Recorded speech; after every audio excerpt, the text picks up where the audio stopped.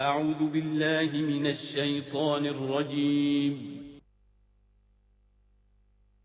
بسم الله الرحمن الرحيم.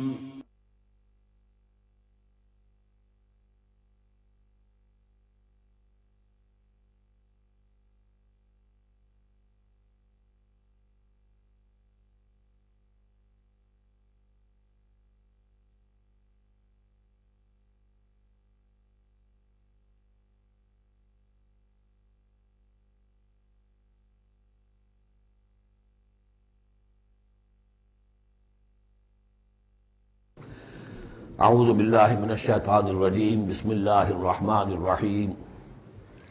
سورۃ النصر کے بارے میں اکثر لوگوں کا خیال یہ ہے کہ یہ مدنی ہے، میری ذاتی رائے یہ کہ یہ بھی مکی ہے، اس لیے کہ یہاں بھی اصول وہ ہے اذا جاء نصر اللہ والفتح، جب آ جائے مدد اللہ کی اور فتح۔ میں اس صورت کو جوڑتا ہوں سورۃ الانشراح ہی کے اس آخری حصے سے، فَإِذَا فَرَغْتَ فَانصَبْ وَإِلَىٰ رَبِّكَ فَارْغَب۔ وہ تو مدنی تو نہیں ہے، وہ تو مکی صورت ہے، بڑے ابتدائی زمانے کی۔ یہ تو خبر دی جا رہی ہے کہ ایک وقت آئے گا، اور پیش کی خبر دی گئی محمد رسول اللہ صلی اللہ علیہ وسلم کو، ایک وقت آئے گا آپ اپنے مشن میں کامیاب ہو جائیں گے اور فارغ ہو جائیں گے۔ فَإِذَا فَرَغْتَ فَانصَبْ وَإِلَىٰ رَبِّكَ فَارْغَب۔ اسی رنگ میں یہ بھی ہے اذا جاء نصر اللہ والفتح، جب آ جائے مدد اللہ کی اور فتح۔ وَرَأَيْتَ النَّاسَ يَدْخُلُونَ فِي دِينِ اللَّهِ أَفْوَاجًا، اور آپ دیکھ لیں لوگوں کو داخل ہوتے ہوئے اللہ کے دین میں فوج در فوج۔ فَسَبِّحْ بِحَمْدِ رَبِّكَ وَاسْتَغْفِرْ، تو پھر اس وقت آپ ہمہ تن اپنے رب کے استغفار اور تحمید میں لگ جائیے گا۔ ابھی تو یہ مشقتیں جھیلنی ہیں، ابھی تو یہ رسالت کے فرائض، آگے بڑھ کر جو مدنی دور میں جنگیں آنی ہیں، جو سخت مراحل آنے ہیں، ابھی آپ کو یہ جھیلنے ہوں گے۔ اِنَّهُ كَانَ تَوَّابًا، یقیناً اللہ تعالیٰ بہت توبہ کو قبول فرمانے والا ہے۔ ان میں چونکہ قرآن مجید میں جو مختلف مصاحف ہیں اس میں جو چیز لکھا ہوتی ہے اوپر کہ یہ مکی ہے یہ مدنی ہے، تو لوگ سمجھتے ہیں شاید یہ کہ بالکل جو سمجھیے کہ طے شدہ چیزیں ہیں، حالانکہ کم صورتیں قرآن مجید کی جو بڑی بڑی صورتیں ان کے بارے میں تو تیقن کے ساتھ معلوم ہے، لیکن یہ کہ بعد جو چھوٹی صورتیں ان کے بارے میں بہت سے اقوال آپ کو تفسیر کی کتابوں میں مل جائیں گے۔ میں نے جتنی بھی بارہ تحقیق کی ہے میرے نزدیک یہ بھی مکی ہے، مدنی نہیں ہے، یہ بھی ایک خبر دی جا رہی ہے جیسے کہ سورہ انشراح میں۔ اس کی وجہ یہ کہ پھر آ رہی ہیں مکی صورتیں۔ بسم اللہ الرحمن الرحیم، تبت یدا ابی لہب وتب، بالکل ابتدائی زمانے کی صورت ہے۔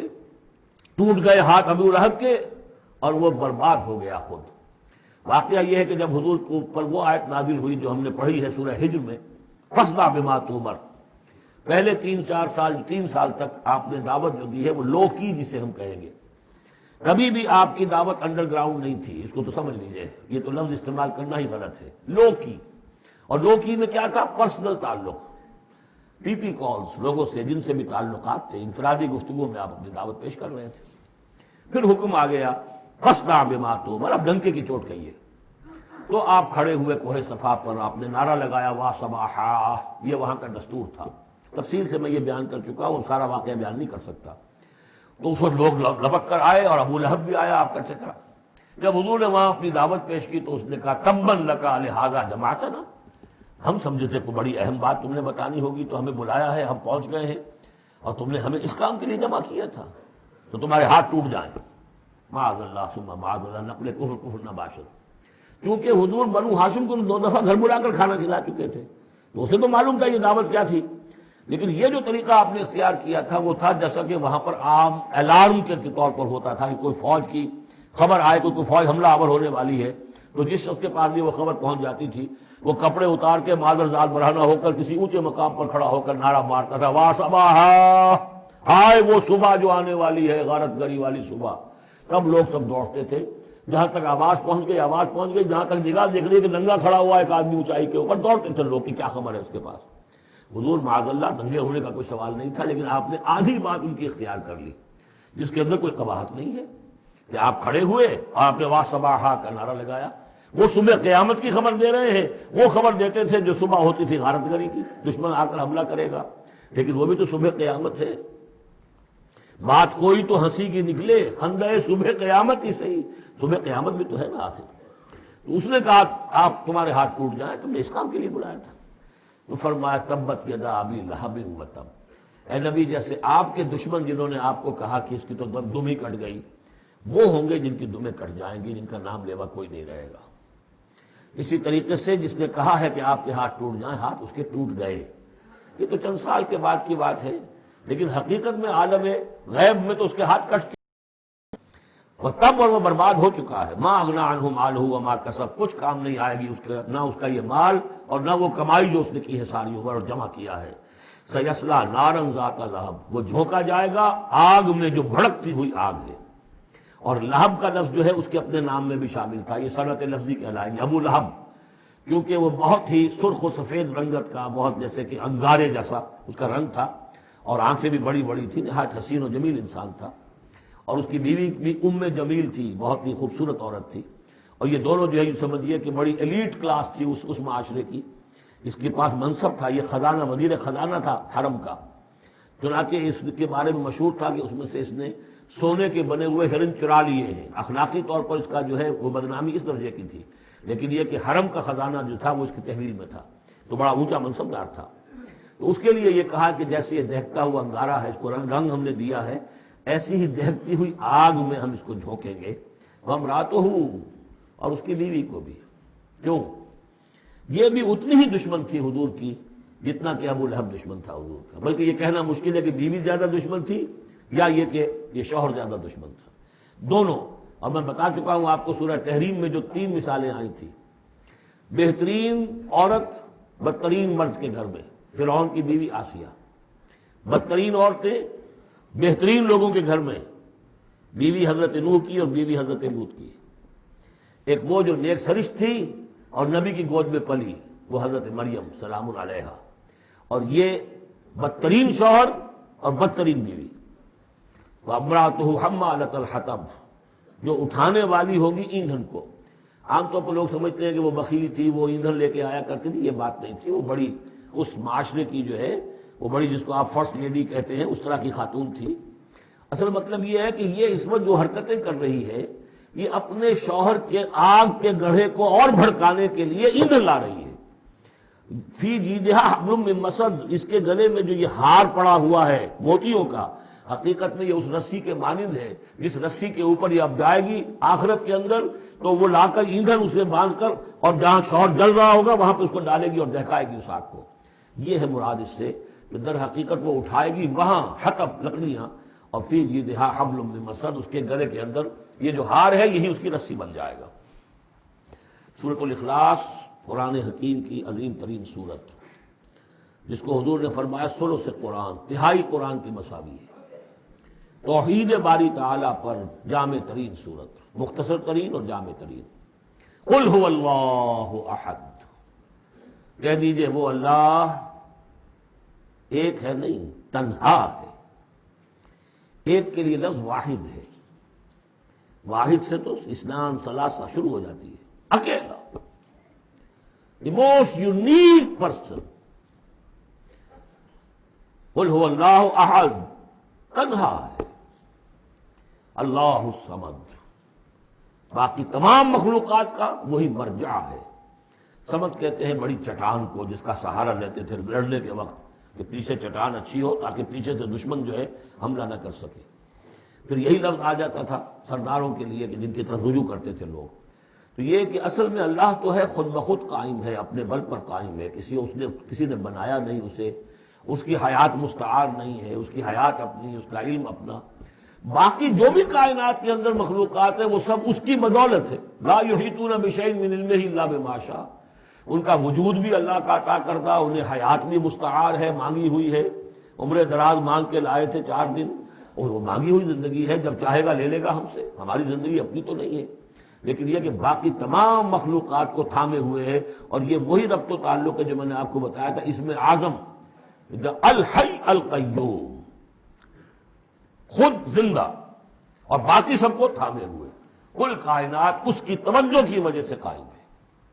لم یلد ولم یولد، نہ اس نے جنا اور نہ وہ جنا گیا، نہ اس کے کوئی ماں باپ، نہ اس کی کوئی اولاد، نہ اس کی کوئی جوڑی، جورو اور بیوی، متخذ صاحبۃ ولا ولدا، یہ ہم پڑھ چکے ہیں قرآن۔ اس اعتبار سے نفی ہو گئی کہ کچھ لوگوں نے اس کے لیے بیٹیاں تجویز کر دی، فرشتوں کو خدا کی بیٹیاں بنا دیا۔ کچھ لوگوں نے جو ہے اس کے لیے بیٹے بنا دیے، حضرت مسیح کو بنا دیا، اور حضرت عزیر علیہ السلام کو بنا دیا یہودیوں نے سب نے نہیں، کچھ ان کی فرقوں نے وغیرہ وغیرہ۔ لیکن یہ کہ اس کا معاملہ یونیک ہے، نہ اس نے کسی کو جنا نہ وہ کسی سے جنا گیا۔ وَلَمْ يَكُنْ لَهُ كُفُوًا أَحَدٌ، اور نہیں ہے اس کا کوئی بھی، اب کفو جو کہتے ہیں برابری کا، کسی حیثیت سے اس کے برابر، کفو، ہم پلہ، ضد، ند، مثل، مثال، مثیل، کوئی نہیں، کوئی اس کا ہم پلہ نہیں ہے، کوئی اس کا ہم رتبہ نہیں ہے، کوئی اس کا کفو نہیں ہے۔ آخری دو صورتیں یہ گویا کہ قرآن مجید کے اختتام پر دو پہرے دار ہیں۔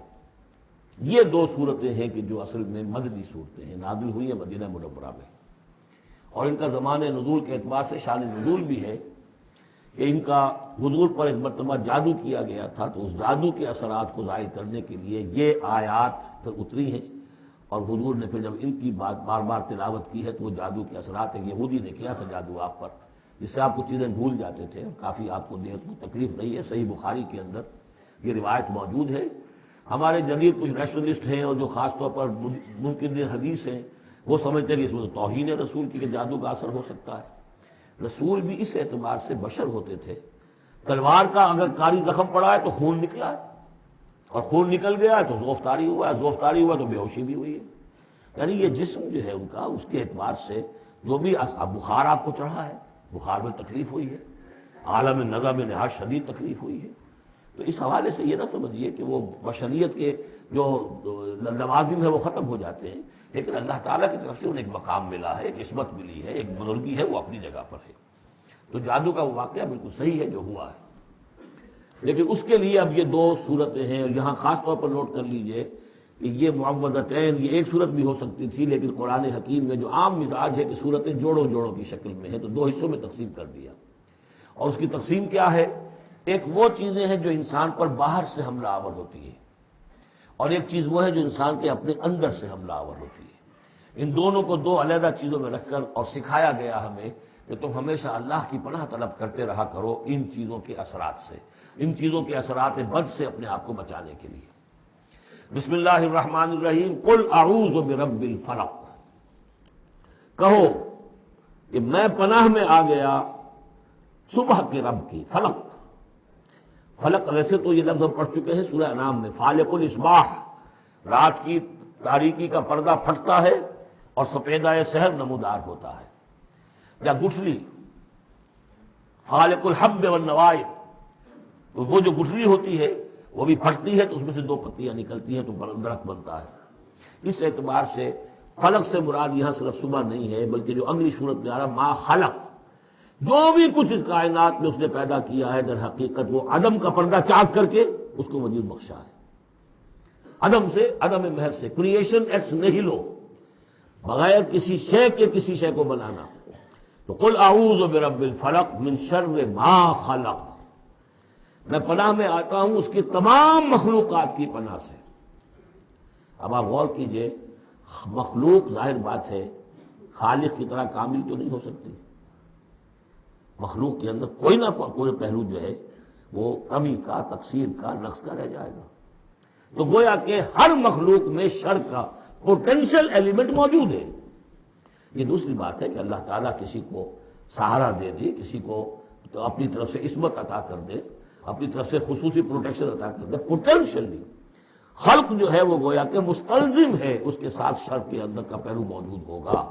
قل اعوذ برب الفلق من شر ما خلق، یعنی وہ شر جو ہے خود اپنی جگہ پر کوئی علیحدہ مستقل وجود رکھنے والی شے نہیں ہے، بلکہ وہ شر جو ہے خلق کے اندر جو کمی کا پہلو ہے، جیسے ہم نے انسانوں کے بارے میں پڑھا، خلق الانسان من عجل، انسان کی سرشت میں جلد بازی ہے، خلق الانسان ضعیفا، انسان کمزور پیدا کیا گیا ہے۔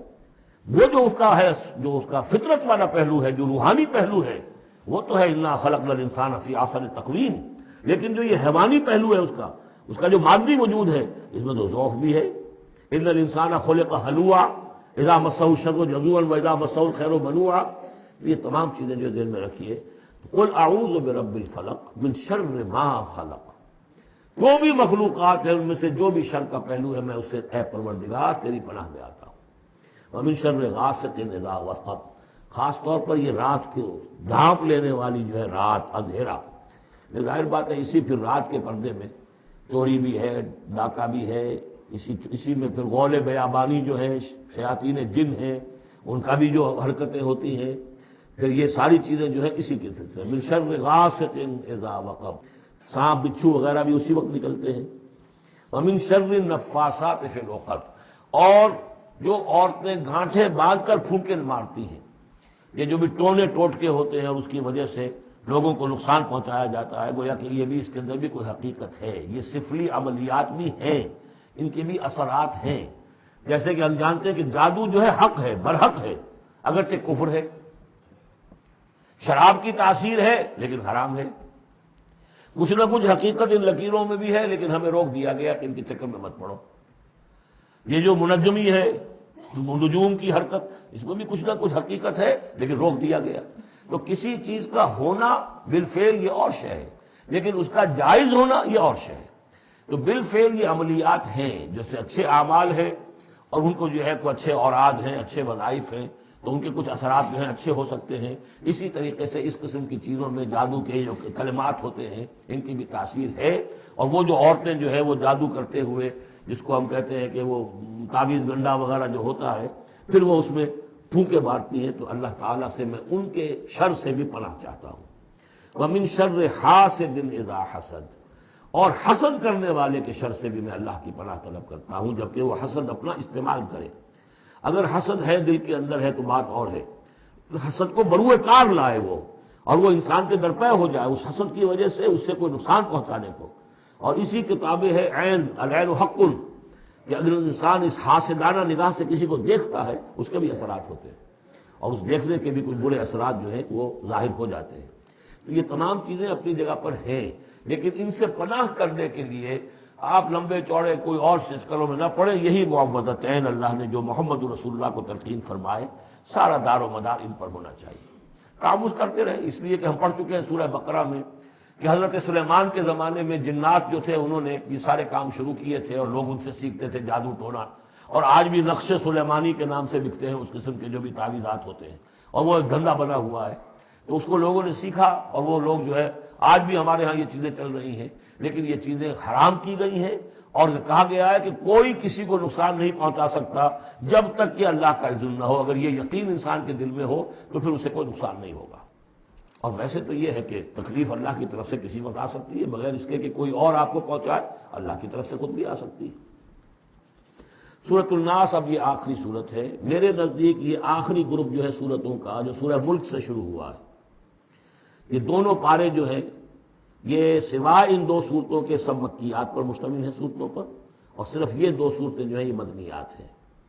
اور ریسیپروکل نوٹ کر لیجئے، پہلا گروپ جو تھا اس میں مکی صورت صرف ایک تھی، سورہ فاتحہ، اور مدنی صورتیں 6.25 پارے پر پھیلی ہوئی، سورہ بقرہ، آل عمران، نساء اور مائدہ۔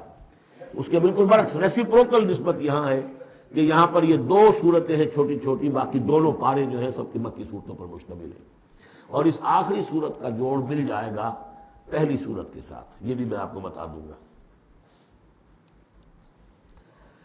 بسم اللہ الرحمن الرحیم، قل اعوذ برب الناس، کہیے کہ میں پناہ میں آتا ہوں جو تمام انسانوں کا رب ہے اس کی پناہ میں، ملک الناس، صرف رب ہی نہیں ہے، بادشاہ ہے، تمام انسانوں کا بادشاہ ہے، الہ الناس، تمام انسانوں کا معبود ہے، من شر الوسواس الخناس، اس وسوسہ کرنے والے خناس کی جو پیچھے چھپ جاتا ہے، الذی یوسوس فی صدور الناس، جو لوگوں کے سینوں میں وسوسہ اندازی کرتا ہے، اس کے شر سے پناہ مانگتا ہوں۔ یہ جو شیطان لعین ہے جس کے بارے میں آتا ہے، ان الشیطان یجری من الانسان مجری الدم، حضور کی حدیث ہے یہ شیطان تو اس طریقے سے انسان کے وجود میں سرایت کر جاتا ہے جیسے کہ خون سرایت کر رہا ہے، یہ شیطان جو ہے، اور یہ آپ وہ بھی پڑھ چکے ہیں، وَلَقَدْ خَلَقْنَا الْإِنسَانَ وَنَعْلَمُ مَا تُوَسْوِسُ بِهِ نَفْسُهُ، ہم نے انسان کو بنایا، ہم جانتے ہیں کہ اس کا نفس امارہ جو ہے، اڈ اور لبیڈو، اس کو اندر کیا وسوسہ اندازی کرتا رہتا ہے۔ تو شیطان کو بھی کوئی اور اختیار حاصل نہیں ہے، ہمارے اپنے سفلی داعیات، ہمارے جو اینیمل انسٹنکٹس ہیں، ہماری جو خواہشات ہیں، شہوات ہیں، ان کو وہ بھڑکاتا ہے. جس کے لیے حدیث میں آتا ہے کہ اس کی تھوتنی جو ہے وہ زمین جو وہ دل کے اوپر ٹکا کر پھونکے مارنی شروع کرتا ہے تاکہ وہ شہوت میں اشتعال پیدا ہو جائے اور سفلی جذبات میں اشتعال پیدا ہو جائے. اس کی اس کو اللہ تعالیٰ نے طاقت دی ہے. یہ ہے وسوسہ، وسواس الخناس. اور خناس کیوں کہا؟ اگر آپ ذکر کریں گے لا حول ولا قوت الا باللہ فوراً بھاگ جائے گا. تو ذکر سے جب دل خالی ہوتا ہے، دل میں اگر اللہ کی یاد نہیں ہے تو شیطان آئے گا، تھوتنی ٹکائے گا اور پھونکے مارے گا. یہ چونکہ شیطان کی یہ ساری ترکیب انسان پر اثر انداز ہوتی ہے اس کے اپنے نفس کے وساطت سے، اندر سے، لہذا اس کے لیے یہ علیحدہ صورت جو ہے وہ قائم کر دی. قل اعوذ برب الناس ملک الناس الہ الناس من شر الوسواس الخناس الذی یوسوس فی صدور الناس من الجنۃ والناس. خواہ وہ جنوں میں سے ہوں یا انسانوں میں سے، ان میں وہ وسوسہ اندازی کرتا ہے. اب اس کو جوڑ لیجئے آپ پہلی صورت کے ساتھ. سورہ فاتحہ میں کیا ہے؟ الحمدللہ رب العالمین، قل اعوذ برب الناس، مالک یوم الدین، ملک الناس، ایاک نعبد و ایاک نستعین، الہ الناس. اس کے بعد کیا ہے؟ ہم آپ سے مدد چاہتے ہیں، اہدنا الصراط المستقیم. یہاں اس کے برعکس ہے، ہمیں اپنی پناہ میں لے لے. بات تو ایک ہی ہے، ہمیں سیدھی راہ کی ہدایت دے، ہمیں شیطان سے پروٹیکشن عطا کر دے. بات ایک ہی ہے، مضمون بالکل وہی سورہ فاتحہ کا. قل اعوذ برب الناس الحمدللہ رب العالمین الرحمن الرحیم مالک یوم الدین ملک الناس. اور معبود ہے ایاک نعبد و ایاک نستعین. اب ہم نے استعانت مانگی. اب استعانت، استعاذہ، یہ ایک ہی طرح کے الفاظ ہیں. مدد مانگنا، پناہ طلب کرنا، استغاثہ، استعانہ، استمداد، مدد مانگنا، استنصار، نصرت طلب کرنا. باب استفعال کے تمام الفاظ جمع کر دیجئے. تو عبادت، ہم عبادت کرتے ہیں تیری، ایاک نعبد، لیکن ہمیں استعانت، تیری مدد چاہیے اس کے لیے. تو معبود ہے، ہم تیری عبادت کا فیصلہ کرتے ہیں لیکن تیری مدد کے محتاج ہیں. اے اللہ، ہم تیری عبادت کا وعدہ کرتے ہیں لیکن تیری طرف سے ہمیں پروٹیکشن چاہیے کہ شیطان کے وسوسوں سے، وسوسہ اندازی سے ہمیں محفوظ کر دے. اس طریقے سے یہ سورہ مبارکہ ایک اعتبار سے مثنیٰ بن جاتی ہے سورہ فاتحہ کا، اور گویا کہ قرآن مجید کی آخری صورت اور پہلی صورت کے مابین ایک مشابہت قائم ہو جاتی ہے. بارک اللہ لی و لکم فی القرآن العظیم ونفعنی وایاکم بالآیات والذکر الحکیم. دعائے ختم قرآن ہے، میں اس کا ترجمہ آپ کو بتا دینا چاہتا ہوں تاکہ آپ جب وہ دعا سنیں گے تو پھر اس کا ترجمہ بھی آپ کے سامنے رہے. تو یہ اور بڑی اہمیت کے ساتھ اس دعا کو سمجھیے. اللہم آنس وحشتی فی قبری. اے اللہ، میری قبر میں جو وحشت ہوگی تنہائی کی، اس وحشت کو دور کرنے کے لیے مجھے قرآن مجید کا انس عطا کر دے. اے اللہم ارحمنی بالقرآن العظیم واجعلہ لی اماما ونورا وہدی ورحمہ. لیکن اب جب موت قریب نظر آتی ہے اور قبر جو ہے وہ نظر آ رہی ہے تو معلوم ہوتا ہے کہ اہم ترین حصہ یہی ہے، اس دعا کا جو پہلا حصہ ہے. اللہم آنس وحشتی فی قبری. اس وحشت کو مانوس میرے لیے بنا دے، لیکن مانوس بنے گی قرآن کے ذریعے سے. وارحمنی بالقرآن العظیم، اور مجھ پر رحم فرمائیو اس قرآن عظیم کی بدولت. واجعلہ لی اماما ونورا وہدی ورحمہ. اور اس دنیا میں پروردگار اس قرآن کو میرے لیے امام بنا دے، میں اس کی پیروی کروں. لیکن یہ الفاظ کہتے ہوئے اپنے دل کو دیکھنا ہوگا کہ خود اپنا ارادہ ہے یا نہیں. عزم ہو کہ ہاں اب قرآن کو اپنا امام بنانا ہے، اس کے پیچھے چلنا ہے، تب تو اللہ تعالیٰ سے دعا کرتے ہوئے بھی انسان جو ہے پھر اسے سجتی ہے یہ دعا. اور ایسا کوئی شعوری فیصلہ ہے ہی نہیں تو پھر یہ ایک روٹین ہے، بس آپ نے ایک الفاظ ہے جو زبان سے کہہ دیے ہیں. ذالک قولہم بافواہہم، اپنے منہ سے نکلنے والی باتیں اور کچھ نہیں. واجعلہ لی اماما ونورا، نور بنا دے، وہدی، ہدایت بنا دے، اور رحمت بنا دے. اللہم ذکرنی منہ ما نسیت. اے اللہ، مجھے یاد کرا دے اس میں سے جو میں بھول جاؤں. وعلمنی منہ ما جہلت، اور جس چیز کو میں اس میں سے جانتا نہیں ہوں، اور ہم تو سب سے جاہل ہیں. کتنے فیصد لوگ ہیں جو جانتے ہیں قرآن میں ہے کیا. لیکن بہرحال دعا مانگیے کہ اللہ تعالیٰ ہمت دے، آپ قرآن سیکھیں، قرآن سیکھنے کے لیے عربی سیکھیں. علمنی منہ ما جہلت. لیکن یہ بھی اگر آپ کا اپنا ارادہ نہیں ہے کہ سیکھنا ہے تو اللہ تعالیٰ زبردستی تو آپ کے دل میں آ کے قرآن کا علم نہیں ڈال دے گا۔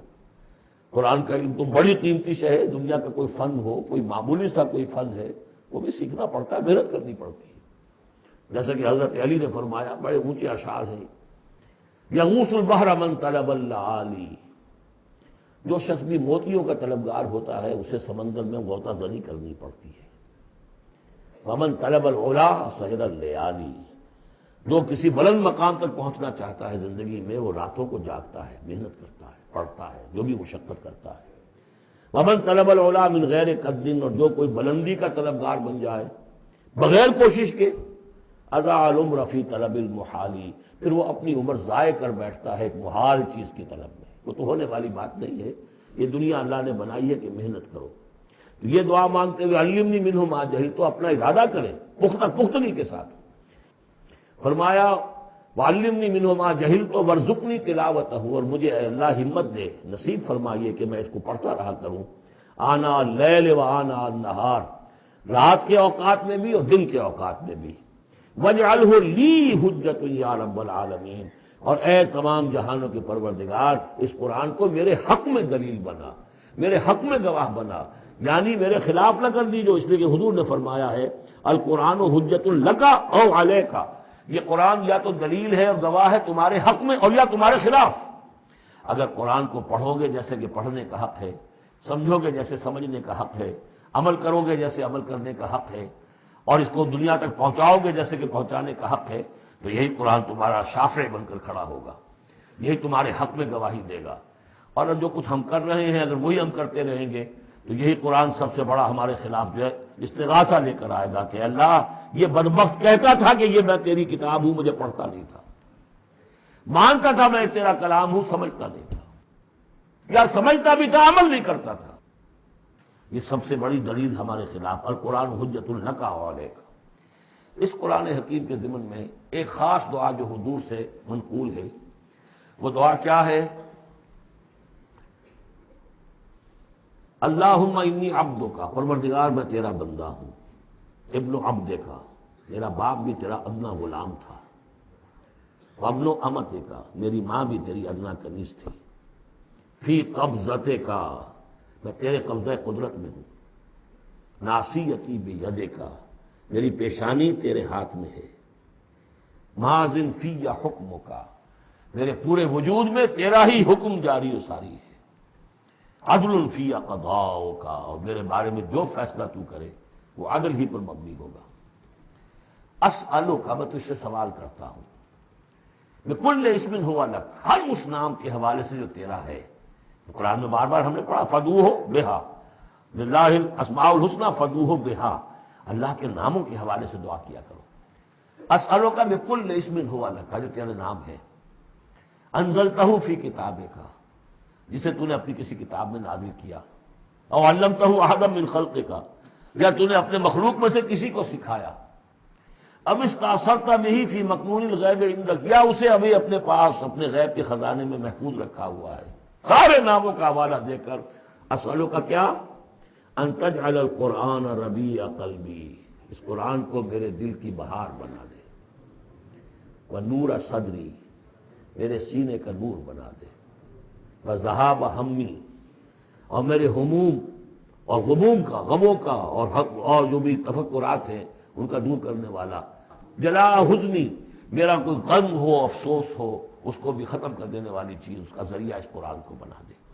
تو یہ بڑی عظیم دعا ہے جس میں ایک طرف عبدیت کی انتہا ہے، تواضع، اللہ کے سامنے تذلل، اور پھر یہ کہ مانگنے کی شے اصل میں قرآن سے کیا ہے، اللہ سے مانگنے کی شے کیا ہے، الرحمن علم القرآن، یہ ہے سب سے بڑی دولت۔ یا ایھا الناس قد جاءتکم موعظۃ من ربکم وشفاء لما فی الصدور وہدی ورحمۃ للمؤمنین قل بفضل اللہ وبرحمتہ فبذلک فلیفرحوا ھو خیر مما یجمعون۔ یہ دعا جو ہے آپ مانگیں گے، اور اسی پر میں اپنی گفتگو ختم کر رہا ہوں۔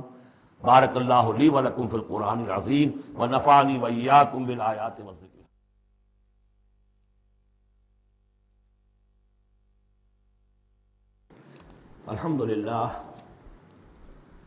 الحمدللہ وکفی والصلاۃ والسلام علی عبادہ الذین اصطفیٰ، خصوصاً علی افضلہم وخاتم النبیین محمد الامین وعلی آلہ وصحبہ اجمعین. اما بعد فقد قال اللہ تبارک وتعالی کما ورد فی سورۃ الانفال اعوذ باللہ من الشیطان الرجیم بسم اللہ الرحمن الرحیم یا ایھا الذین آمنوا استجیبوا للہ وللرسول اذا دعاکم لما یحییکم واعلموا ان اللہ یحول بین المرء وقلبہ وانہ الیہ تحشرون واتقوا فتنة لا تصيبن الذين ظلموا منكم خاصة واعلموا ان الله شديد العقاب. واذكروا إذ أنتم قليل مستضعفون في الأرض تخافون أن يتخطفكم الناس فآواكم وأيدكم بنصره ورزقكم من الطيبات لعلكم تشكرون. يا أيها الذين آمنوا لا تخونوا الله والرسول وتخونوا أماناتكم وأنتم تعلمون واعلموا أنما أموالكم وأولادكم فتنة وأن الله عنده أجر عظيم. صدق الله العظيم. رب اشرح لي صدري ويسر لي أمري واحلل عقدة من لساني يفقهوا قولي. اللهم ربنا ألهمنا رشدنا وأعذنا من شرور أنفسنا. اللهم أرنا الحق حقا وارزقنا اتباعه وأرنا الباطل باطلا وارزقنا اجتنابه. اللهم وفقنا لما تحب وترضى. اللهم اجعلنا من عبادك الذين يستمعون القول فيتبعون أحسنه. آمین یا رب العالمین. میں نے اپنی اس وقت کی گفتگو کا موضوع قرار دیا ہے بحالات موجودہ مسلمانان پاکستان کے لیے قرآن حکیم کی عملی رہنمائی. قرآن مجید میں کہیں گفتگو مشرکین سے ہو رہی ہوتی تھی، کبھی منافقین سے ہو رہی ہوتی تھی، کبھی منکرین آخرت سے ہو رہی ہوتی تھی، کبھی یہود سے، کبھی نصارہ سے، کبھی مسلمانوں سے. اور یہ کہ مکی صورتوں کا اپنا رنگ اور انداز ہے اور مدنی صورتوں کا اپنا رنگ اور انداز ہے. پھر اس میں احکام الہیہ بھی آئے ہیں، عبادات کے ضمن میں آئے ہیں، معاشرتی احکام آئے ہیں، آئلی قوانین آئے ہیں، سیاسی ہدایات آئی ہیں. اب جیسے تو یہ کہ زندگی کے ہر گوشے کے لیے اور ہر آنے والے دور کے لیے اس میں ہدایت ہے، لیکن اس وقت میں نے جو عنوان معین کیا ہے وہ دو اعتبارات سے بحالات موجودہ اور خاص طور پر مسلمانان پاکستان کے لیے قرآن حکیم کی عملی رہنمائی کیا ہے. لیکن یہ کہ قرآن مجید کی وہ رہنمائی کہ جو ابدی ہے، ہمیشہ کے لیے ہے، اساسی ہے، بنیادی ہے، جو زمان و مکان کی حدود سے ماورا ہے. میں چاہتا ہوں کہ پہلے اسے بھی چند نکات کی شکل میں اس کا خلاصہ آپ کے سامنے رکھ دوں. قرآن مجید کی وہ جو تعلیم ہے ابدی، ماورائے زمان و مکان، ہر دور، ہر ملک، ہر زمانے کے مسلمان کے لیے، وہ کیا ہے؟ پہلی بات یہ ہے کہ اللہ کا حق ادا کرے. اور اللہ کا حق کیا ہے؟ توحید. توحید ایک عقیدے کی توحید ہے، اس کو مانے کہ وہ ایک ہے، اپنی ذات میں تنہا ہے، کوئی اس کا مد مقابل اور کفر نہیں ہے، نہ اس کی صفات میں نہ اس کی ذات میں. لیکن یہ کہ ایک ہے توحید عملی. اور ہم نے اس دورہ ترجمہ قرآن کے دوران 4 صورتوں میں اس توحید پر بڑی مفصل بحثیں کی ہیں. اس وقت گن لیجیے. ایک ہے عقیدے کی توحید، ایک ہے عملی توحید.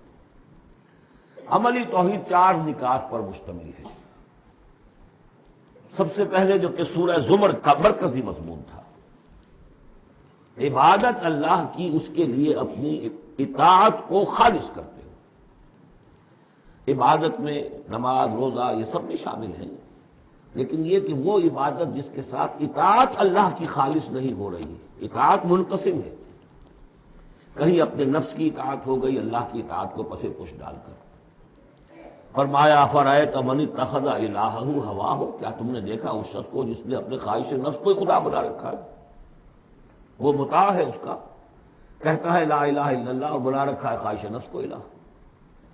وما امروا الا لیعبدوا اللہ مخلصین لہ الدین حنفاء، عبادت اللہ کی لیکن اس کے لیے اپنی اطاعت کو خالص کرتے ہوئے۔ اب اس میں یہ ہے کہ وہ خالص اطاعت کلی اطاعت ہوگی، یا ایھا الذین آمنوا ادخلوا فی السلم کافہ۔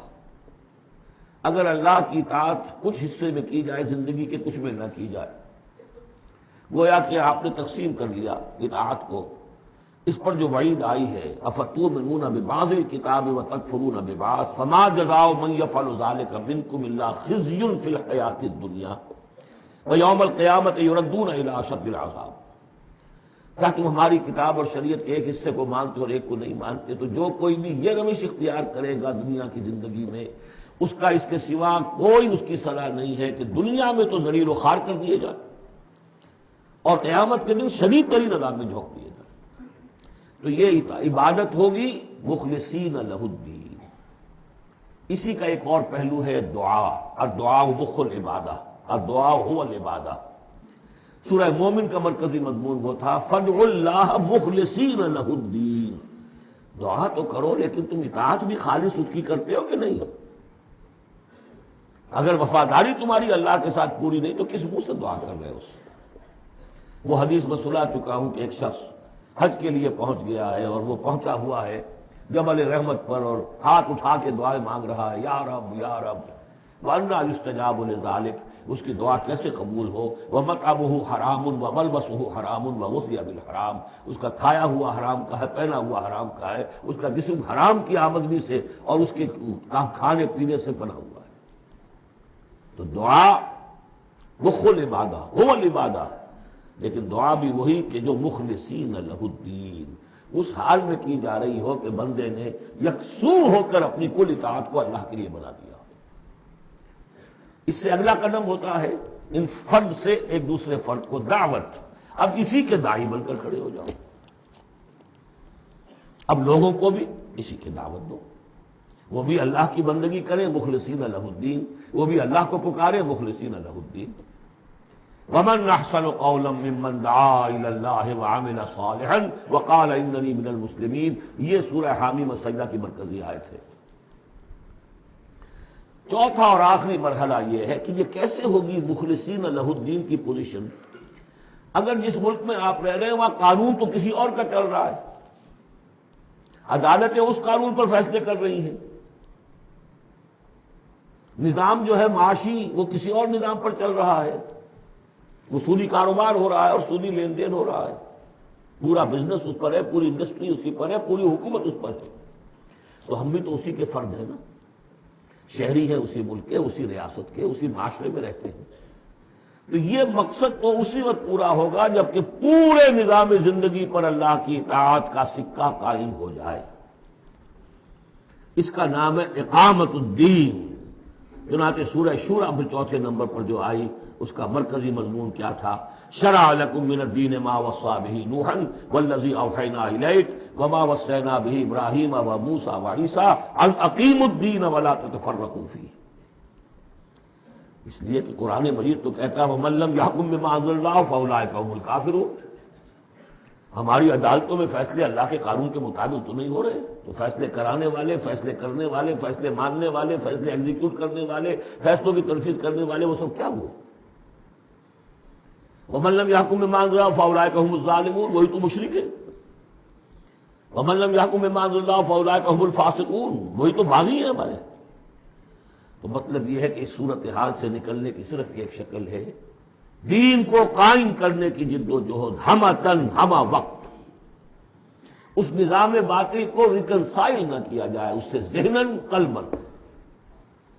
live under it if you have to live it but under protest، اگر کوئی اور راستہ نہیں ہے انڈر پروٹیسٹ رہے کہ میں نے اس نظام کو قبول نہیں کیا، میں اسے تسلیم نہیں کرتا، میں اس سے استفادہ کروں گا جو کم سے کم ہے میرے بقا کے لیے، اور اپنی ساری توانائی، اپنی ساری قوت، اپنی ساری طاقت، اپنی ساری صلاحیت، اپنے سارے وسائل اور ذرائع اس نظام کو بے خبن سے اکھیڑ کر اس کی جگہ پر اللہ کا دیا ہوا نظام قائم کرنے کے لیے وقف کروں، اس کے علاوہ کوئی شکل نہیں ہے۔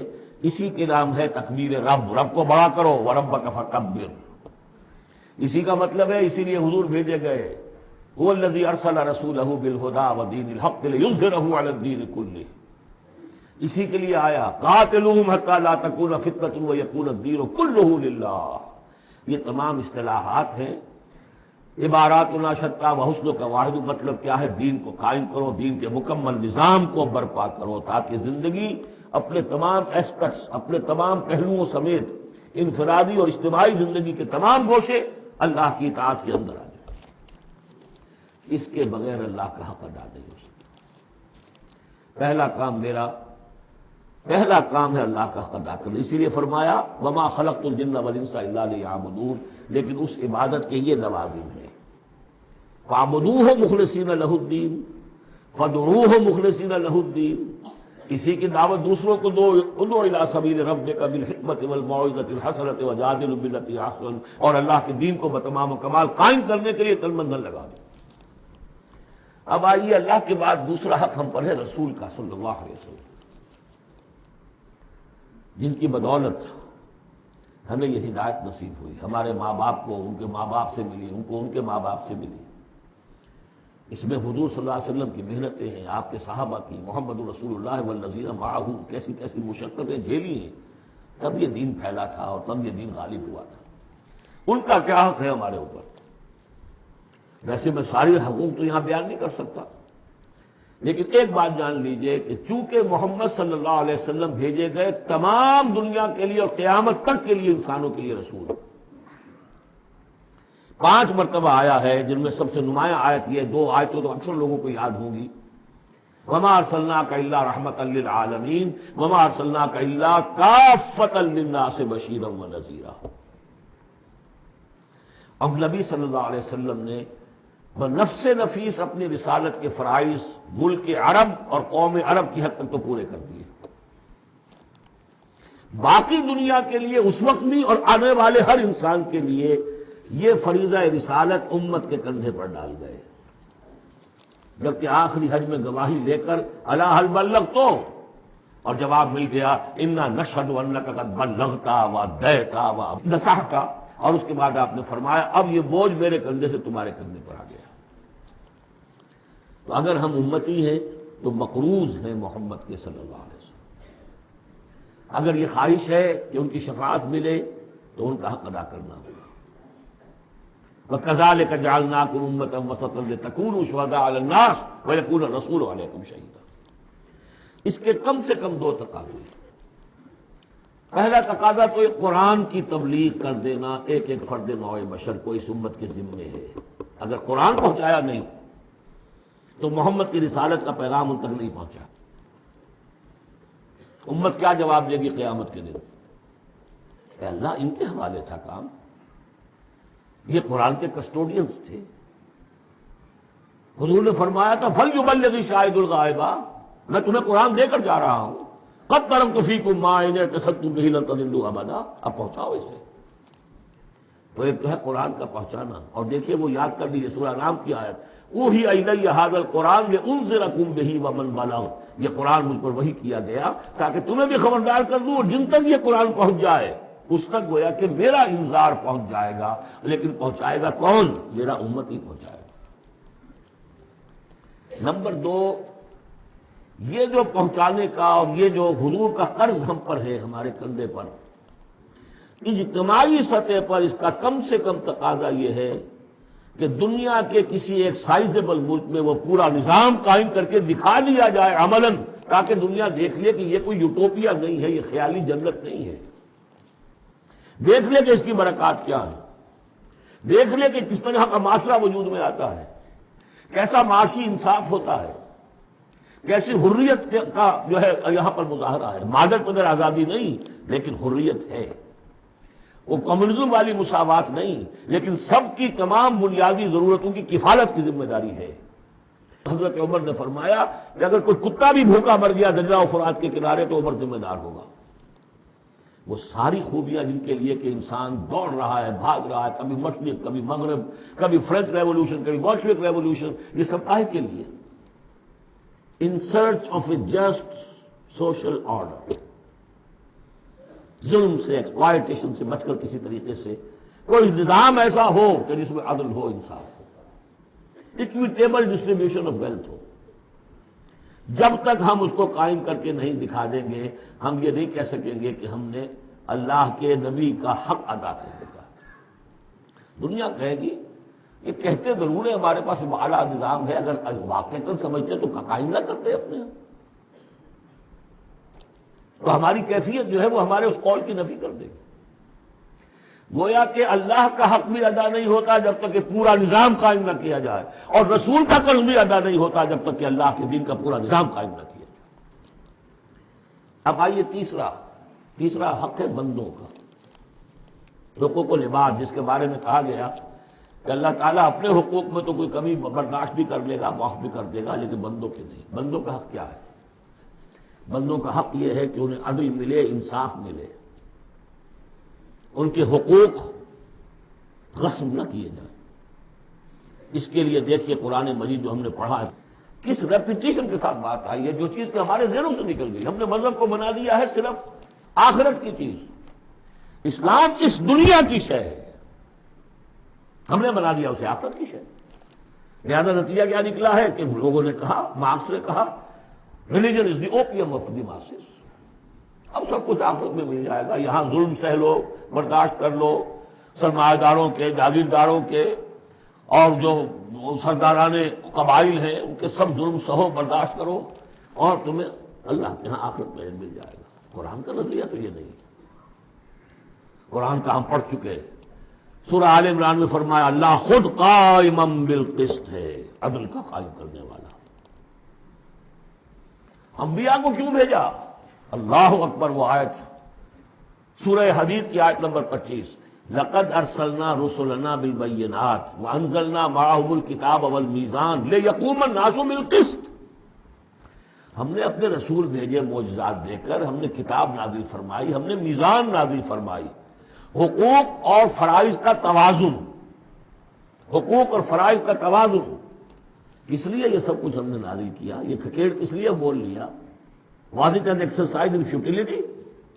لیقوم الناس بالقسط، تاکہ لوگ عدل پر قائم ہوں. اور ہم نے لوہا بھی اتارا ہے جس میں جنگ کی صلاحیت ہے، جو لوگ ظلم چھوڑنے پر آمادہ نہ ہو، لوہے کی طاقت سے ان کے ساتھ لے جائے، تاکہ اللہ دیکھ لے کہ میرے کون سے بندے ہیں جو میرے وفادار ہیں، میرے نظام عدل و قسط کو قائم کرنے کے لیے تن من دھن لگاتے ہیں، جانے دینے کو تیار ہے. آیت نمبر 25 سورہ حدید کی.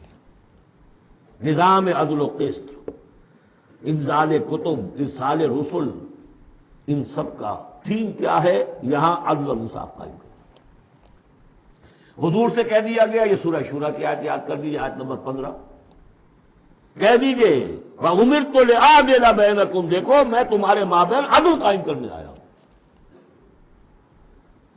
مسلمانوں سے کہا گیا سورہ نساء میں، یا ایھا الذین آمنوا کونوا قوامین بالقسط شہداء للہ، اہل ایمان عدل کو، قسط کو قائم کرنے والے بن کر کھڑے ہو جاؤ پوری طاقت کے ساتھ. اور اللہ کی گواہی دو، اس لیے کہ اللہ جو ہے وہ خود قائم بالقسط ہے. اس کی گواہی اسی طرح ہوگی کہ تم اس کے نظام عدل و قسط کو قائم کرو. یہی مضمون پھر دوہرا کر سورہ مائدہ میں آ گیا، یا ایھا الذین آمنوا کونوا قوامین للہ شہداء بالقسط، کھڑے ہو جاؤ اللہ کے لیے. لیکن اللہ کے لیے کھڑا ہونا کیا ہے؟ اللہ کو کھانا دینا ہے، روٹی دینی ہے، کیا دینا ہے؟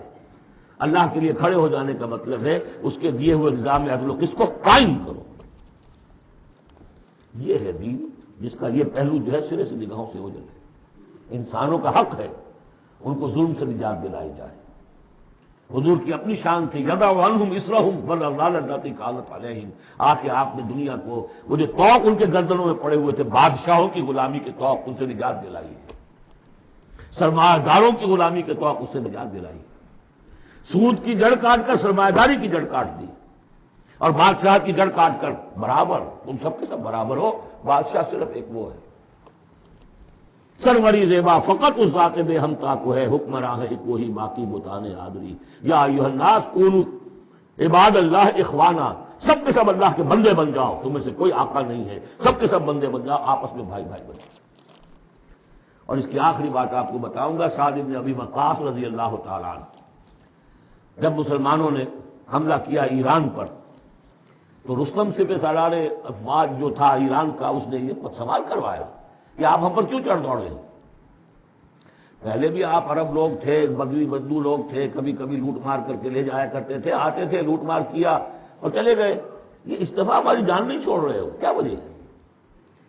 سعد ابن ابی وقاص رضی اللہ تعالیٰ عنہ غالباً رشتے میں حضور کے ماموں لگتے ہیں، اور صحابی اتنے درجے کے ہیں، عشرہ مبشرہ میں سے ہیں، اور ایک ہی صحابی ہے حضور کا جس کے لیے حضور نے کہا ہے کہ تم پر میرے ماں باپ قربان۔ غزوہ احد میں جب حضور پر نرغہ ہوا ہے اور ہر طرف سے دشمن نے حملہ کیا ہے، یہ 7 تیر چلا رہے تھے اور روک رہے تھے دشمنوں کو، اس وقت حضور نے فرمایا ہے 7 تیر چلائے جاؤ، تم پر میرے ماں باپ قربان۔ یہ شان ہے ان کی۔ ان کا جواب یہ تھا کہ اس مرتبہ ہم خود نہیں آئے، لوٹ مار کرنے نہیں آئے، انا قد ارسلنا، اب تو ہمیں بھیجا گیا، we are on a mission, اللہ نے بھیجا اپنے رسول کو، اللہ کے رسول نے بھیجا ہمیں۔ And what's the mission? لنخرج الناس من ظلمات الجہالۃ الی نور الایمان، لوگوں کو نکالیں جہالت اور جاہلیت کی تاریکیوں سے ایمان کی روشنی کی طرف۔ ومن جور الملوک الی عدل الاسلام، بادشاہوں کے ظلم و ستم کے پنجے سے نجات دلا کر اللہ کے نظام عدل سے، نظام خلافت راشدہ، جہاں جو اس وقت دنیا کی عظیم ترین مملکت کا جو فرما روا تھا، اس کے کپڑوں میں پیوند لگے ہوئے تھے۔ ایرانی سے سفیر آیا تھا دیکھنے کے لیے، اور مدینے میں پوچھا تھا حضرت عمر کے زمانہ خلافت میں، اینا ملککم، تمہارا بادشاہ کہاں ہوتا ہے؟ جواب ملا تھا لیس لنا ملک، ہمارا کوئی بادشاہ نہیں ہے، بل لنا امیر، ہمارا ایک امیر ہے۔ کہاں ہے بھائی؟ کو محل نظر نہیں آیا ہمیں، کہاں رہتا ہے؟ وہ گیا ہے، محل محل تو کوئی ہے ہی نہیں، وہ گیا ہے، کچھ اونٹ جو تھے گم ہو گئے تھے بیت المال کے، بہت تلاش کیا نہیں ملے، تلاش کرنے گیا۔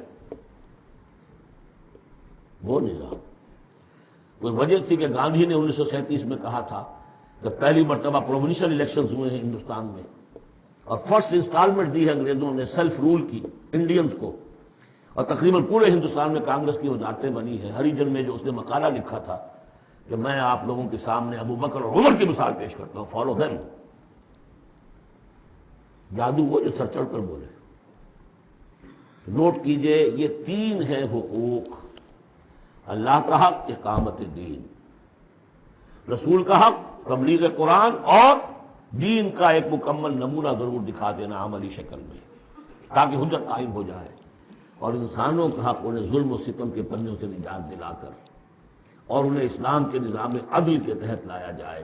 یہ انسانوں کا حق ہے، تینوں حق جا کر مل گئے ایک ہی چیز پر جس کا نام اقامت دین ہے۔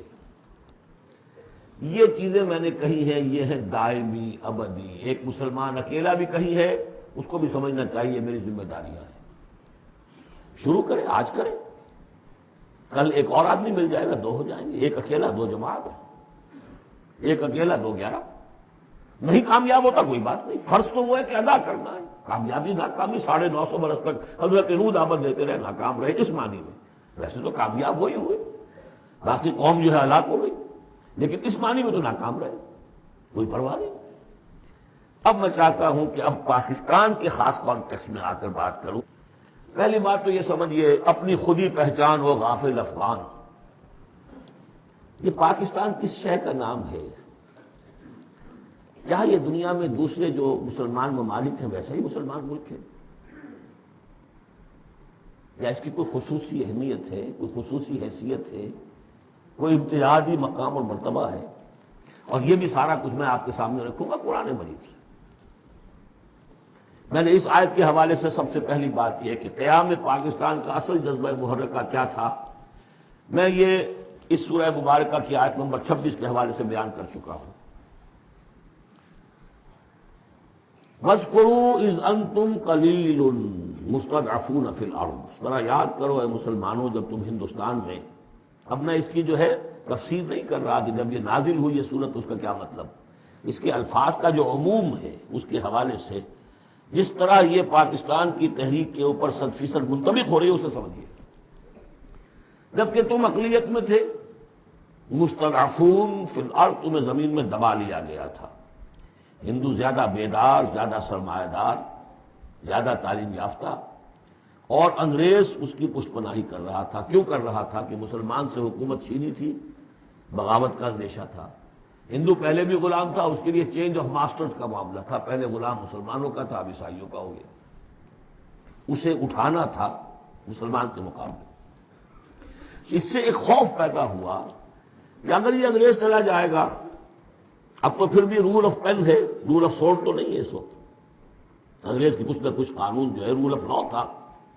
اگر یہ چلا گیا اور ملک ہو گیا آزاد دنیا کے موجودہ اصولوں کے مطابق، ون مین ون ووٹ، تو مسلمان تو بالکل ہی رحم و کرم پر ہوں گے. ان کی تہذیب، ان کا تمدن، ان کی ثقافت، ان کی زبان، ان کے معاش کو، ان کے مذہب تک کے اوپر ہندو جو ہے وہ حملہ کرے گا اور اپنی 800 سالہ جو ہے غلامی کا یا 1000 سالہ غلامی کا بدلہ چکائے گا، جس کا ظہور ہو گیا تھا اندرا گاندھی کے انفاذ سے، جو سقوط مشرقی پاکستان کے وقت اس کی زبان سے نکلے ہیں.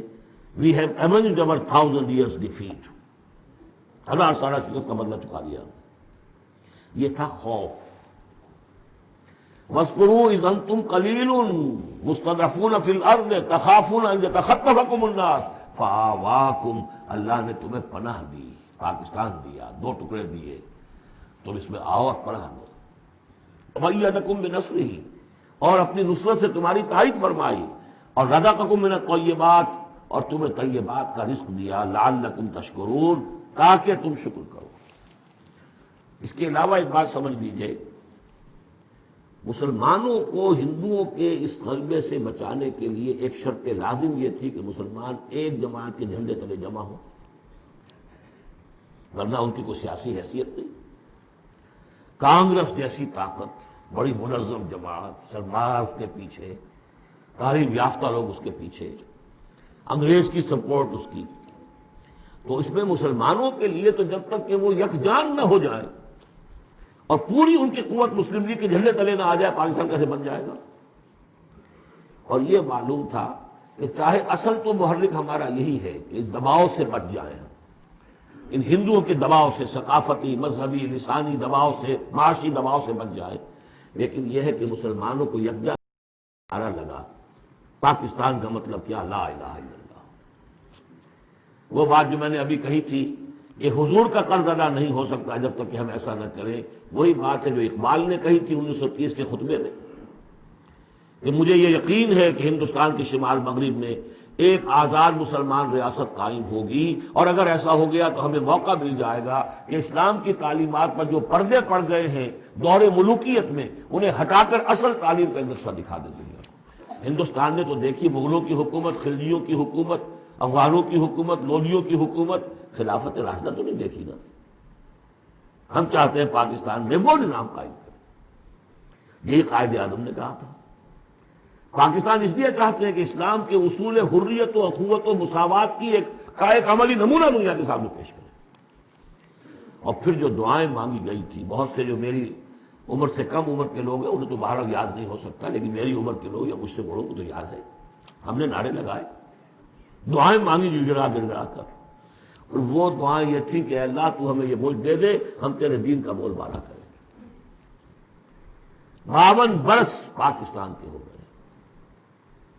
اس میں کتنا اسلام ہم نے نافذ کیا. کہاں ہے وہ اصول حریت و اخوت و مساوات؟ وہی سودی نظام، وہی جاگیرداری نظام. خواجہ از خون رگے مزدور سازد لال ناب، از جفائے دہ خدایاں کشت دہ کانا خراب، انقلاب ہے انقلاب. یہ اقبال کہتا ہوا مر گیا. سرمایہ دار نے مزدور کے رگوں سے سرخ خون کشید کر کے شراب بنائی ہے جسے وہ شام کو بیٹھ کر پیتا ہے، اور زمیندار اور جاگیردار وہ کسانوں کی جو محنت کا اور خون پسینے کی کمائی اسے عیش کرتے. انقلاب انقلاب. لیکن وہ 52 برس ہو گئے، انقلاب تو نہیں آئے. کوئی نظام. گویا کہ ہم نے اللہ سے بدعہدی کی. اس بدعہدی کی سزا کیا ہے؟ نفاق ہم پر مسلط کر دیا گیا. سورہ توبہ کی 3 آیات منافقین کی خاص قسم بیان فرمائی. وَمِنْهُمْ مَنْ عَاهَدَ اللَّهُ، جنہوں نے اللہ سے عہد کیا تھا لَئِنْ آتَانَا مِنْ فَضْلِهِ، اگر اللہ ہمیں فضل سے نواز دے گا، غنی کر دے گا، لَنَصَّدَّقَنَّ وَلَنَكُونَنَّ مِنَ الصَّالِحِينَ، خوب صدقہ خیرات کریں گے، بالکل نیک ہو جائے. لیکن جب اللہ تعالیٰ نے انہیں نواز دیا. تم کیا کیا؟ بخیلو میں ہی، پھر انہوں نے بخل سے کام لیا. وتولوا، پیٹھ موڑ لی. وہم موردون، اعراض کیا. نتیجہ کیا نکلا؟ فعاقبہم نفاقا فی قلوبہم، اللہ نے ان کے دلوں میں نفاق ڈال دیا. اور نفاق وہ بیماری ہے، قرآن میں کہا گیا ہے ان المنافقین فی الدرک الاسفل من النار، جہنم کے سب سے نچلے طبقے میں. وہی جو اشد العذاب یوم القیامت یردون الی اشد العذاب. اگر پورے دین پر کاربند نہیں ہوگے تو قیامت کے دن شدید ترین عذاب میں جھونکے جاؤ. ان المنافقین فی الدرک الاسفل من النار. اور منافقین کے بارے میں ہم نے سورہ توبہ میں بھی آج پڑھ لی، سورہ منافقون میں بھی پڑھ لی. ان کے لیے اے نبی آپ 70 مرتبہ بھی استغفار کریں گے تو میں معاف نہیں کروں گا. استغفر لهم او لا تستغفر لهم ان تستغفر لهم 70 مرة لن يغفر الله. اس نفاق کی 3 شکلیں ہیں. نفاق باہمی، وہ قوم ایک نہیں رہی، اب ڈھونڈ اب اس کو چراغ رخ زیبا لے کر اب وہ قومیتوں میں تحلیل ہوگی. عصبیتیں، ایتھنک، لنگوسٹک، پروونشل. قوم کہاں ہے؟ تحلیل. نفاق باہمی، ایک نفاق کردار جو حضور نے فرمایا کہ 3 نشانیاں ہیں منافق کی، اگر تینوں چیزیں ہوں تو وہ کٹر منافق ہے، خواہ نماز پڑھتا ہو، روزہ رکھتا ہو اور اپنے آپ کو مسلمان سمجھتا ہو. بخاری کی اور مسلم کی روایت ہے. جب بولے جھوٹ بولے، جب وعدہ کرے خلاف ورزی کرے، اور جب کہیں امین بنا دیا جائے تو خیانت کرے.